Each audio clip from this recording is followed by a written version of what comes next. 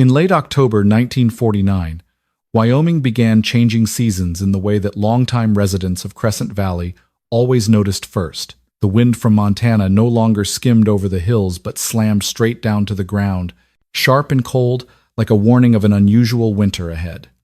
The people in the valley immediately fell into their familiar routine, patching cabin gaps, stacking more firewood, checking wooden roofs. To them, a log cabin was not just a home.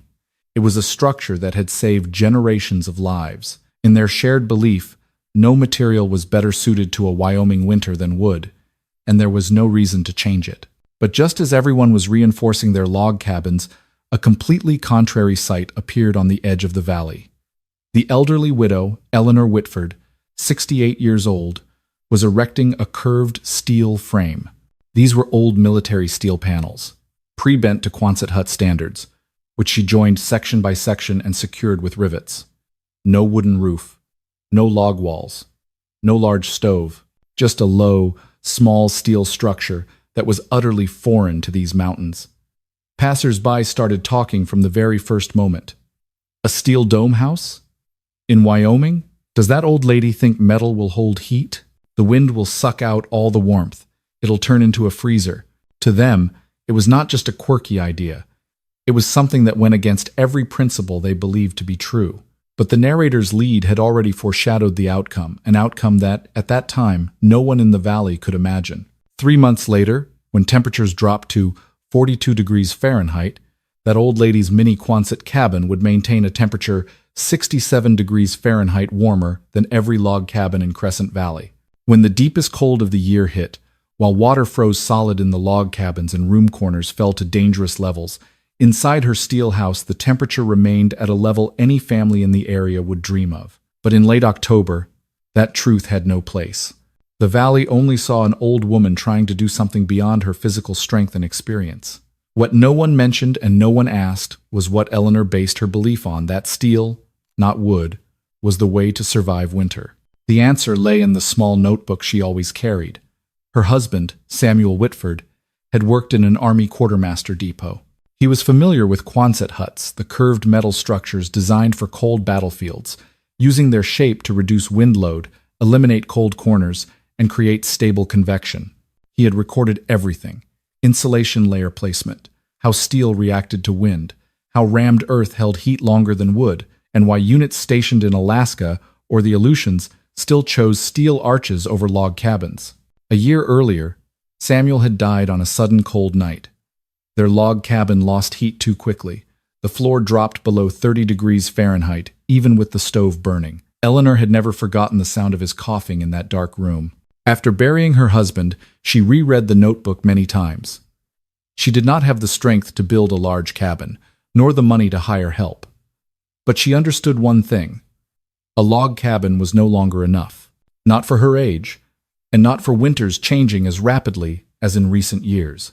So she chose the only solution she believed was based on principle, not tradition. A mini Quonset cabin, small, sealed, with few cold corners, continuous surfaces, using steel to force wind to slide up instead of pressing directly against walls, and capable of improved thermal efficiency with the rammed earth layer she made herself. And though everyone saw it as madness, she kept going, not because she wanted to prove anything, but because she had seen a log cabin fail in her own home. And she knew, this winter, every mistake would have a price. Eleanor did not need anyone to teach her that log cabins had problems. She had lived long enough to feel them in her own body. In previous winters, she clearly remembered nights when wind whistled through log gaps, cold drafts creeping from the base of the walls all the way to the bed. Room corners always froze first, wooden surfaces frosting white just hours after the wind shifted. Even when she and Samuel loaded the stove with firewood, the floor remained ice cold. Every step felt like walking on the ground outside. A log cabin might be beautiful, might be a symbol of these mountains, but when the cold plunged deep, it was almost useless.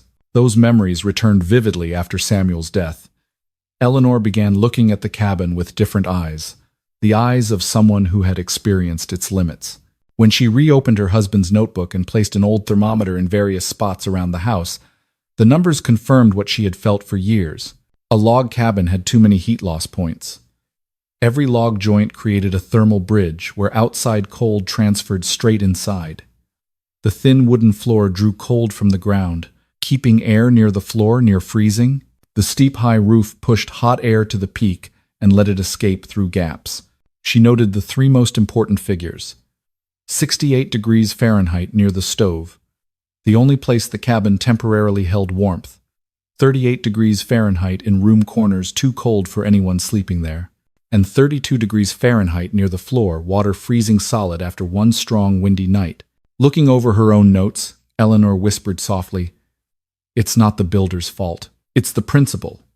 That was when she understood that a log cabin, no matter how well built, was a heat-leaking structure in extreme cold. And if she was to survive this winter, she needed something that worked on a different principle. Samuel's notebook reminded her of the Quonset hut, a steel arch design he had once said was far more effective than it looks. She believed the arched structure could eliminate cold corners where heat escaped fastest in log cabins. The continuous surface gave wind no strong impact point, while the curved shape created natural convection, keeping warmth circulating evenly. The more she reviewed the notes, the clearer it became. If she wanted to survive, she had to try what no one dared try in Wyoming.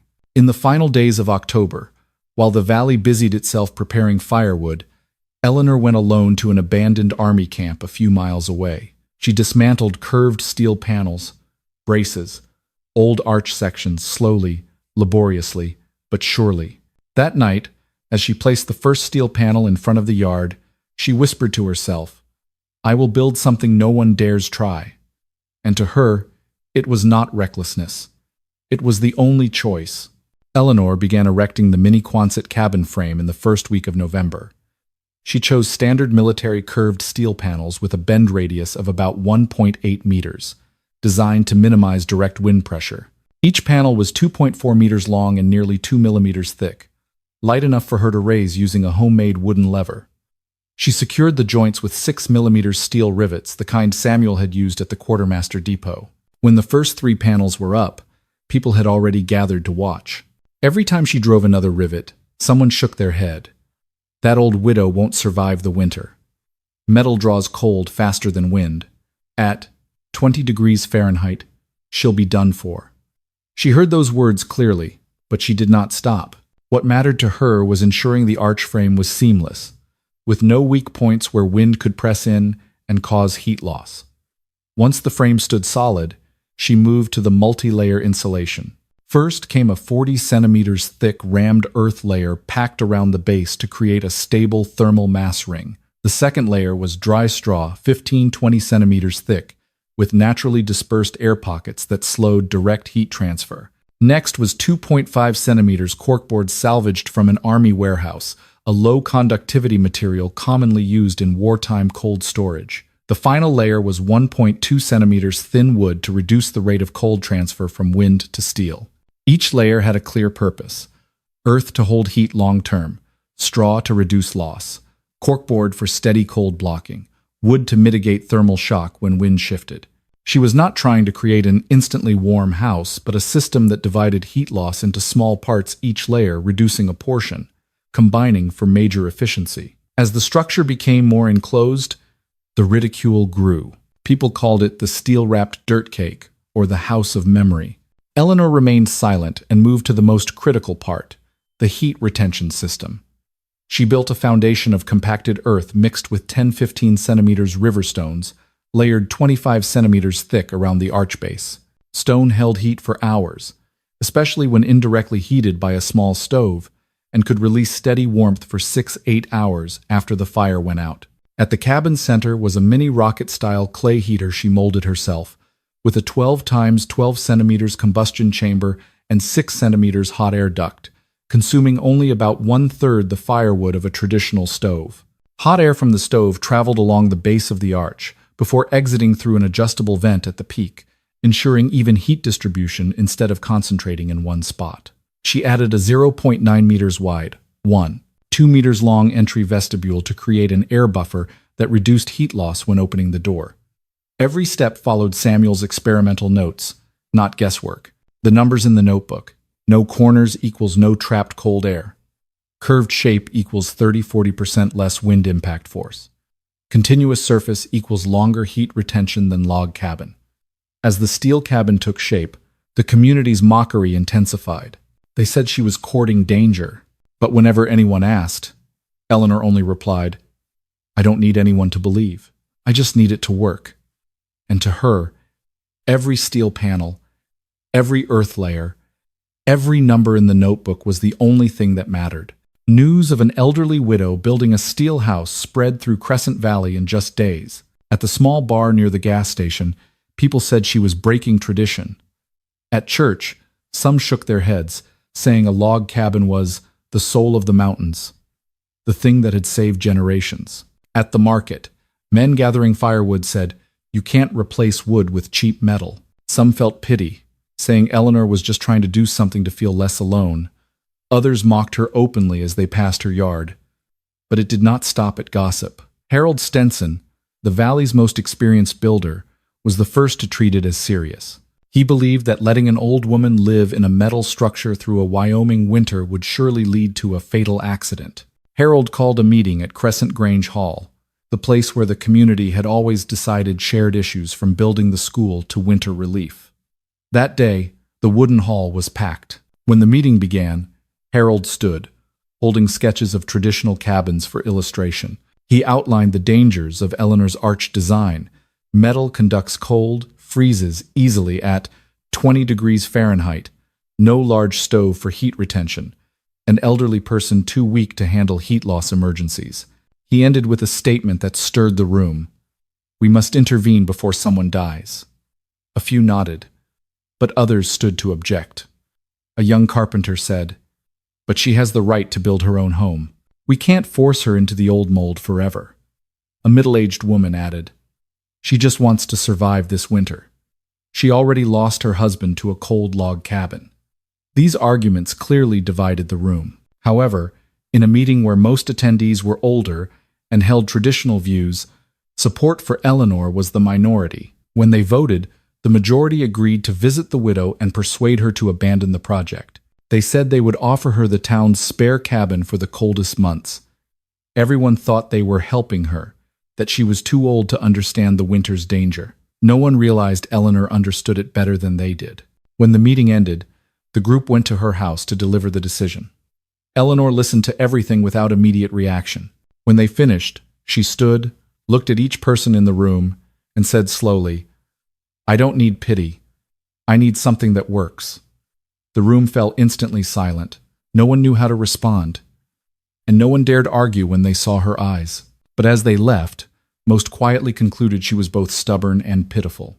From that day on, the valley no longer saw her as merely eccentric. They believed she was putting herself in danger. And no one except Eleanor could imagine what would happen 3 months later. Eleanor entered the final construction phase in the second week of November. With the arch frame stable, she began applying insulation layers in the exact order Samuel had recorded.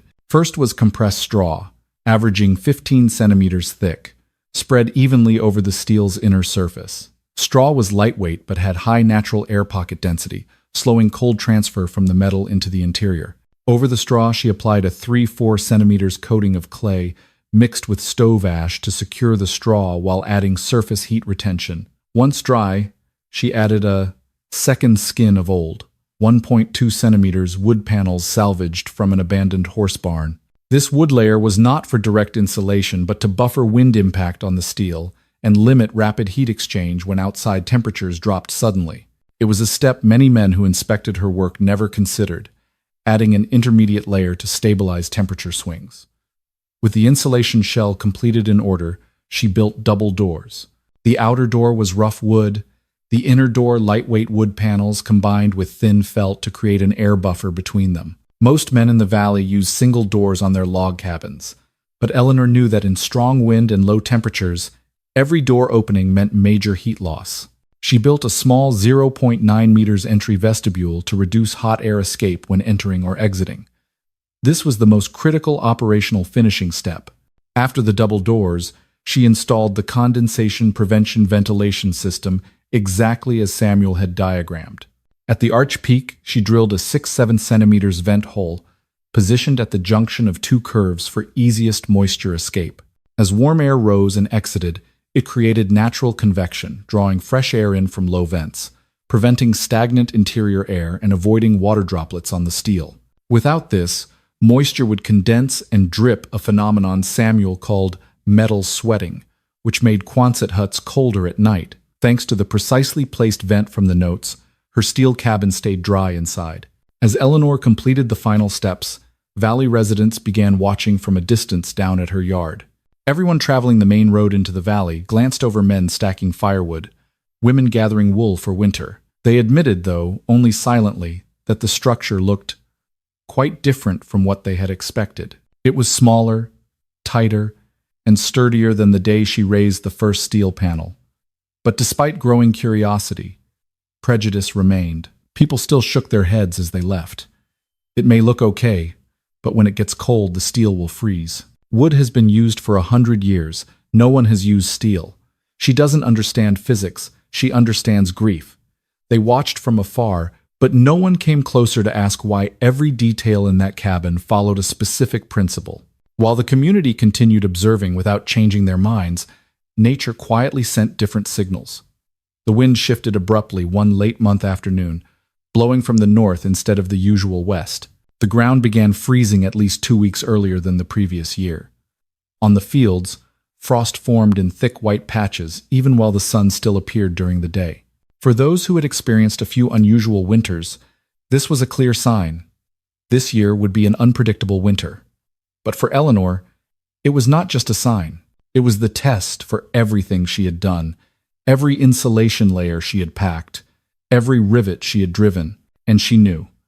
The structure had to be ready before the first deep cold swept down the valley. The first cold snap arrived earlier than any year before.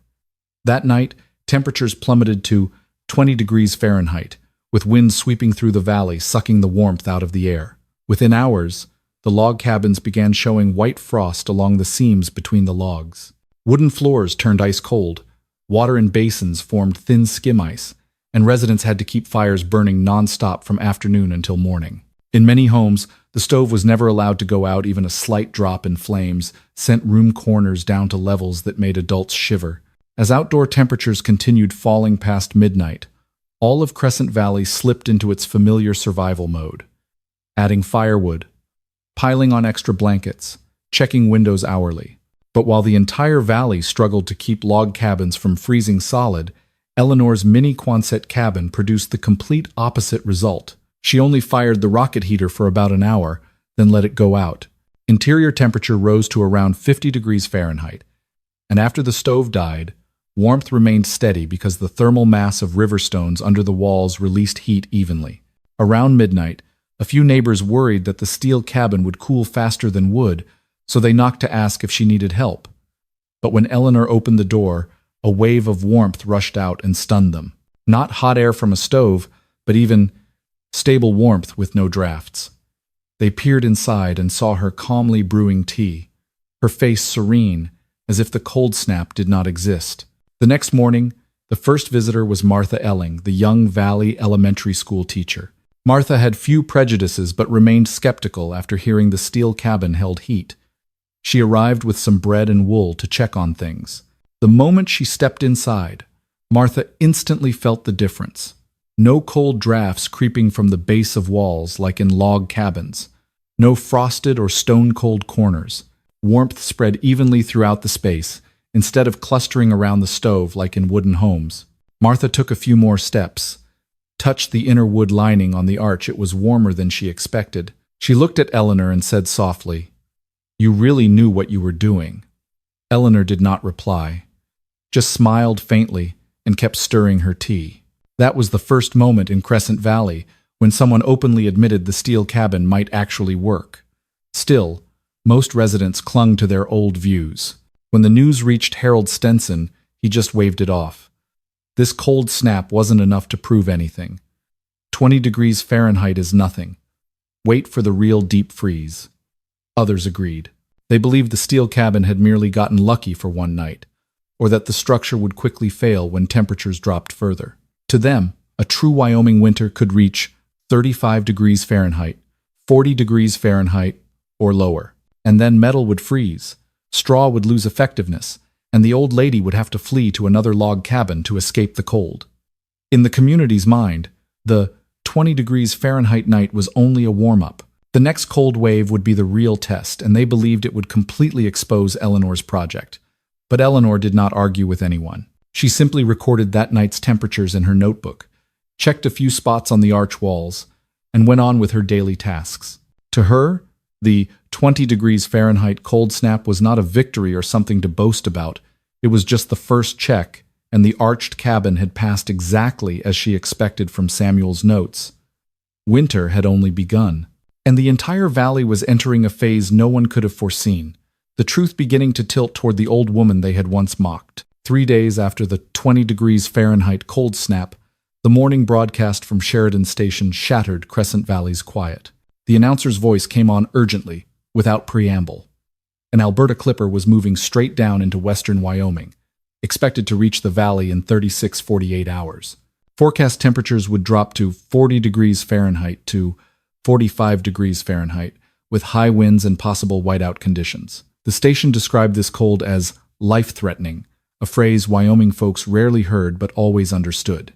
As soon as the warning aired, the whole valley shifted into emergency preparation mode. Families relying on log cabins immediately rechecked every chink between logs, replaced felt strips, stuffed extra straw into wind-prone spots. Every man doubled firewood reserves, enough for 24-hour burning over at least 3 days. Livestock was herded into the deepest barns and north doors secured tight to reduce wind impact. No one in Crescent Valley took 45 degrees Fahrenheit lightly. Even those who had lived decades in these mountains knew that kind of cold could drain heat from a log cabin faster than anyone could react. While the valley mobilized like a well-oiled machine, Eleanor prepared alone, slowly but precisely. She checked her remaining firewood, not much, only enough for a few hours in the rocket heater if truly needed. She cleared dust from air passages, ensuring the peak vent stayed clear. Then she inspected every insulation section, straw layer, clay layer, corkboard, and outer wood. Every spot she touched had been built exactly as Samuel's notes specified. Nothing needed fixing. The structure was ready. A few neighbors stopped by before dusk to urge her to stay in their cabin for safety. They genuinely worried for her, especially since the previous cold snap had only kept her cabin at 50 degrees Fahrenheit a good number. But it might change at 40 degrees Fahrenheit. "You can't face that cold alone," one man said. "This wind will be brutal. Steel won't hold," another added. But Eleanor just shook her head. She glanced at the steel arch and replied briefly, "I built it to live in. Let it prove itself." No one had anything more to say. They left with clear anxiety, still believing only a log cabin with its big stove and thick walls could withstand 45 degrees Fahrenheit. But that night, as wind began shifting and temperatures dropped degree by degree, only one person in the valley knew for certain what was coming. Not the failure of the steel cabin, but the true test of everything she had done. Wind started howling at 7 p.m., clocked at 38 miles per hour in Sheridan, but in narrow Crescent Valley, the gusts bounced off walls repeatedly, sounding like blades whipping straight into wooden roofs. By 9 p.m., snow no longer fell vertically, it was driven sideways by wind, stinging faces like tiny sharp needles, numbingly cold. Many log cabins shook with each gust. Gaps that normally held now became channels for cold air rushing in, pulsing steadily like hammer blows.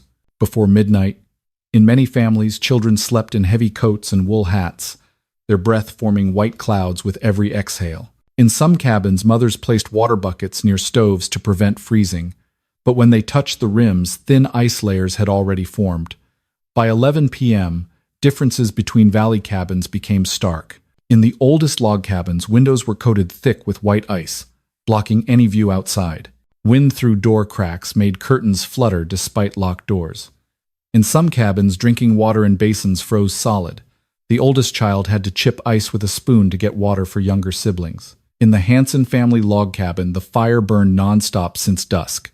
The father stayed awake 6 hours, feeding large logs, sweating profusely even though room temperature hovered at 32-35 degrees Fahrenheit. Whenever he stood to check corners, temperatures there dropped to 20 degrees Fahrenheit. His breath formed thick fog in front of his face. In other cabins, adults took turns. adding wood every 45 minutes because letting the fire die for just 10 minutes plunged the whole room into bitter cold. As night deepened, roof freezing sounds cracked like wood groaning, signaling a night no log cabin was truly ready to face. Meanwhile, about 800 meters away, Eleanor's mini Quonset cabin performed completely opposite. Even as the nighttime storm tightened its grip, the interior thermometer held steady at 59.63 degrees Fahrenheit. There were no cold corners. The curved steel arch forced wind to slide up and over instead of slamming directly into surfaces. This eliminated entirely the wind pressure that caused log cabins to lose heat so fast. Multi-layer insulation continued doing its job. Rammed earth stabilized the base. Compressed straw blocked cold transfer.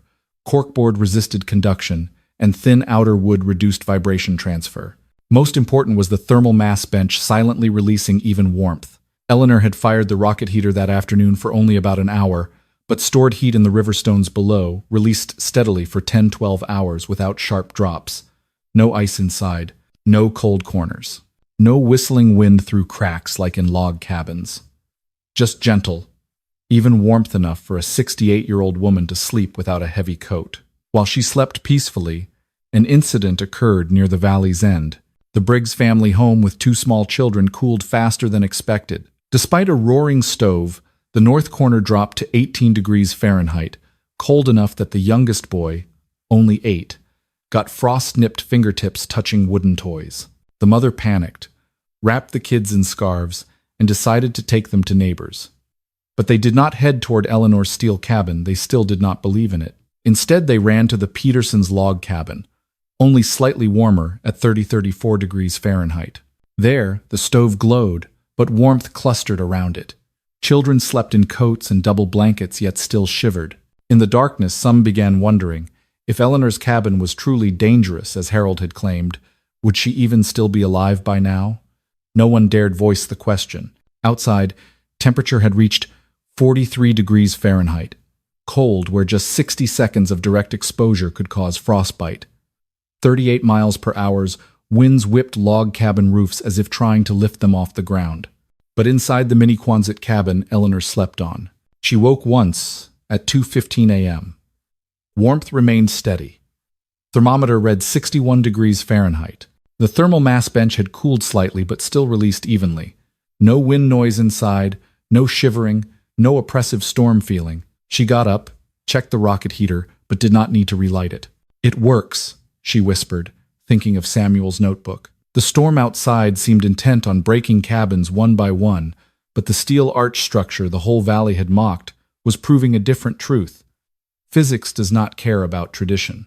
Thermodynamics does not care how many generations log cabins have lasted. The only result was this.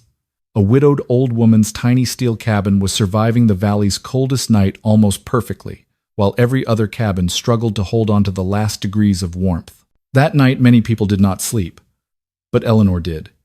And that marked the beginning of the greatest shock Crescent Valley would ever witness. The next morning, while sunlight was still too weak to clearly see the northern hills, Edgar Mills, the closest neighbor to Eleanor, about half a mile away, decided to check on her. He had stayed up all night tending his stove, and was certain that at 43 degrees Fahrenheit, the old widow could not have survived in that stupid steel dome she stubbornly built. Edgar fought the wind step by step, gripping trees to keep from being blown backward. When he reached the mini Quonset cabin door, he knocked hard twice but heard no answer. He swallowed hard, surely it was too late. He pushed the door open, and the instant it swung wide, a blast of warm air hit his face like stepping into a room with a stove burning all night. Edgar froze. Eleanor stood calmly by the small clay heater, wearing only a light scarf. "You're here early, Edgar," she said evenly. "Coffee's just ready, come in and warm up." Edgar could not speak, just stepped inside and realized the steel cabin was truly warm. Not the temporary warmth of a log cabin when standing right by the stove, but even warmth everywhere, from floor to arch. He looked around in disbelief. Eleanor set an enamel mug in front of him. "Quiet night," she said lightly, as if 43 degrees Fahrenheit was nothing. Edgar trembled not from cold but from shock. He pulled out his personal thermometer and measured right by the door, 67 degrees Fahrenheit inside. Eleanor handed him a second thermometer to double-check, 67 degrees Fahrenheit. Outside, the thermometer on the wooden post still read 41 degrees Fahrenheit. A 108 degrees Fahrenheit difference, a number no one in Crescent Valley had ever seen in any cabin, even those with 2 stoves.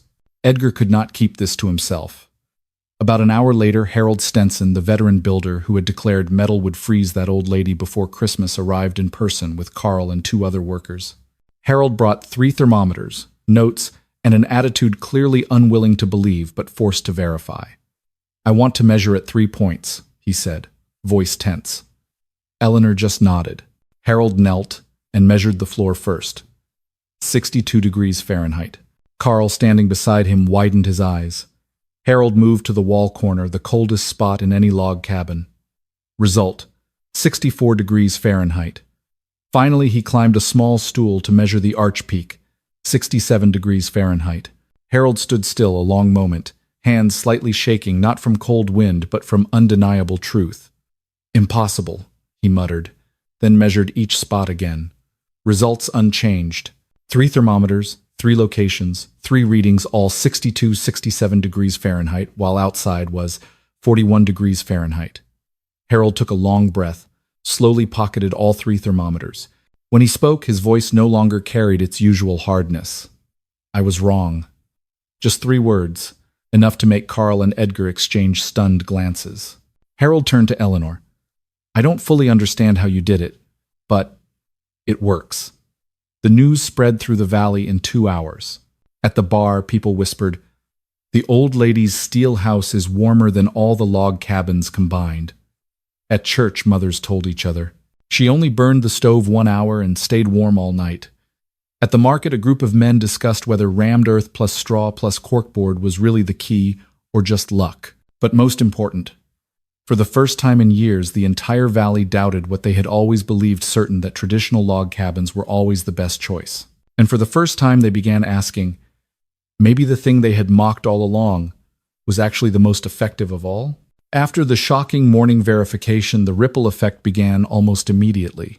Groups of people in Crescent Valley started coming to Eleanor's mini Quonset cabin, first a few farmers from the foothills, then loggers, then even men who had ridiculed her the month before. They no longer came just to see. They came to ask. They wanted to know how thick the rammed earth layer was, how she mixed straw with clay for insulation, how she placed river stones in the thermal mass bench, how she designed the airlock door so cold air did not rush in when opened. Questions poured out non-stop. How many layers did you tamp the earth? Which river stones hold heat longest? How high is the vent hole? Can double doors be added to log cabins? They no longer mocked, they learned. And they learned fast. Within a week, log cabins around the valley began changing. People dug rammed earth rings around foundations to reduce heat loss. Some families built heat-storing benches from stone or brick scraps, trying to copy Eleanor's thermal mass system. Informal reports spread that just adding a bench helped cabins stay 6-10 degrees Fahrenheit warmer each night. A few bolder ones tried curved roofs from lightly bent wood panels or old tin, hoping to mimic convection in the mini Quonset cabin. 3 neighboring valleys, Bitterroot, Pine Creek, and Rockbend, heard the news and sent people to see for themselves. Harold Stenson, who had once led the opposition, became an unwilling promoter. At the first monthly church gathering, he stood before more than 60 people and said, "She's not crazy. She was 40 years ahead of us, and I was 40 years behind." The room fell silent. Everyone knew he was the most conservative man in the area, and for him to say that meant all doubt about the steel cabin was over. Harold felt no shame. He held up notes, pointed out details, explained to young men how to add insulation layers, control condensation, build airlock doors. What he had called a deadly mistake a month earlier now became knowledge he willingly passed on. Throughout this spread, Eleanor remained calm. No gloating, no pride, no reminding anyone of the mockery she had endured. When one woman asked, "Aren't you glad we all have to learn from you now?" Eleanor just shook her head and replied softly, "I don't need anyone to admit anything. After losing my husband, I only wanted to survive." The words silenced the group, because in the end the truth was simple. She had not built the cabin to prove anything. She built it so no one else would lose a loved one to winter, and that was why 3 valleys began to change. In the years following the 43 degrees Fahrenheit superstorm night, the change spread far beyond Crescent Valley. Within 3 winters, 17 mini Quonset structures appeared scattered across the 3 valleys: Crescent Valley, Pine Creek, and Rock Bend. No one called them stupid steel houses anymore. Residents gave the design a new name, both respectful and descriptive: Whitford Warm Shell. Workers who had once opposed now passed around techniques for bending arches, mixing straw clay, placing thermal mass benches to hold heat longest. Young people in the area treated it as a model project to study, while young families believed that for surviving extreme winters, the mini Quonset cabin was the safest choice. Some traditional log cabins remained, but most were upgraded using Eleanor's model. Added rammed earth at foundations, added heat-storing benches, added airlock doors, added condensation vents, all based on what she had done that winter. Eleanor Whitford passed away peacefully in 1955 at age 74. She died in her sleep, under an old wool blanket in the very mini Quonset cabin she had built with trembling hands. One steel panel at a time, one insulation layer at a time. A life ended in the warmth she had fought to achieve, warmer than any log cabin in the entire Wyoming mountains had ever managed before. The villagers placed a wooden sign in front of her cabin door, carved with one short line that said it all: "She built warmth when others built doubt." A sentence anyone reading understood. When the whole valley chose doubt, she chose action. When they chose tradition, she chose survival. When they laughed, she kept building. And that saved the entire community. In the documentary's closing, the camera slowly pulls back, panning over thick white snow blanketing the valley at winter's end. In the center of the frame, Eleanor's small mini Quonset cabin appears, still holding its shape, undeformed, unsubsided, uncollapsed. A tiny structure that defied every doubt, standing firm after dozens of winter storms. Wind blows hard, snow swirls thick, but that steel arch remains defiant as the day it was raised. The final narration rings out, deep and certain, carrying the exact spirit of the legacy the story leaves. Sometimes the thing most ridiculed is the very thing that keeps an entire community alive. A story about engineering, about perseverance, and about an old widow who changed 3 valleys with nothing more than simple reality. When winter comes, right and wrong are not found in tradition, but in whatever holds warmth the longest. If you want to keep exploring real survival stories like this one, please subscribe to the channel so you don't miss any. Thank you for watching, and see you on the next journey.